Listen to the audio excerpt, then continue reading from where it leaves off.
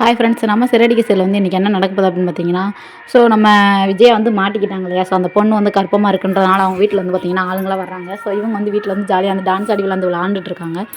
நம்ம ஸ்ருதி, அப்புறம் நம்ம ரவி எல்லாருமே வந்து டான்ஸ் ஆடி விளாண்டுறாங்க. அப்போது பார்த்திங்கன்னா அவங்க அந்த பொண்ணோட ஆட்கள் வந்து வீட்டுக்குள்ளே வர்றாங்க. வீட்டுக்குள்ளே வந்தோன்னா ஸ்ட்ரைட்டாக வந்து விஜயா வந்து அடிக்க வராங்க. அடிக்க வந்தால் பார்த்திங்கன்னா நம்ம மீனை வந்து தடுத்துட்டு, எதுக்கு எங்கள் அத்தையை வந்து அடிக்க வர, பேசிட்டு தானே இருக்கீங்க, எதுக்கு அடிக்க வர, கையை ஓங்குற அப்படின்ற மாதிரி வந்து கையை வந்து பிடிக்காங்க. நம்ம விஜயாவுக்கு ரொம்ப ஷாக்காகிடுச்சு, நம்ம மீனை இப்படி பிடிக்கலை அப்படின்ற மாதிரி.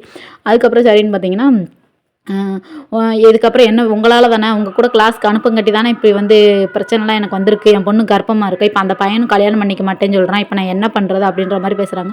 ஸோ நம்ம முத்து வந்து சொல்கிறார், நான் அந்த பையன் வந்து அவங்க வீட்டில் வந்து மாப்பிள்ளை அந்த பையன் வீட்டில் வந்து நான் பேசுகிறேன், கல்யாணம் பண்ண வைக்கிறதுக்கு எப்படியா ஏற்பாடு பண்ணுறேன் அப்படின்ற மாதிரி நம்ம முத்து வந்து சொல்கிறார். ஸோ என்ன ஆனாலும் எங்கள் அம்மாவுக்கு எந்த ஒரு கலங்கம் வராமல் நான் வந்து பார்த்துக்குருவேன் அப்படின்ற மாதிரி வந்து சொல்கிறார். உடனே அவங்க அம்மா பாசம் வந்து கொஞ்சம் லைட்டாக இதாக எமோஷனல் ஆகுது.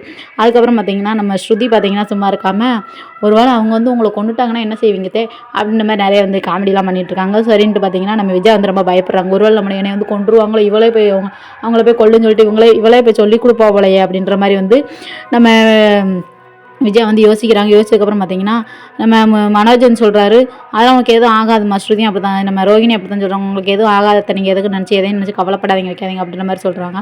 சரின்னு பார்த்தீங்கன்னா ஸோ இதுக்கப்புறம் வந்து சீரியல் வந்து இன்றைக்கி இதான் நடந்திருக்கு. Okay, bye bye, ta ta. இந்த வீடியோ பிடிச்சிருந்துச்சா மறக்காமல் என்னோட சேனல் வந்து சப்ஸ்கிரைப் பண்ணி வச்சுக்கோங்க.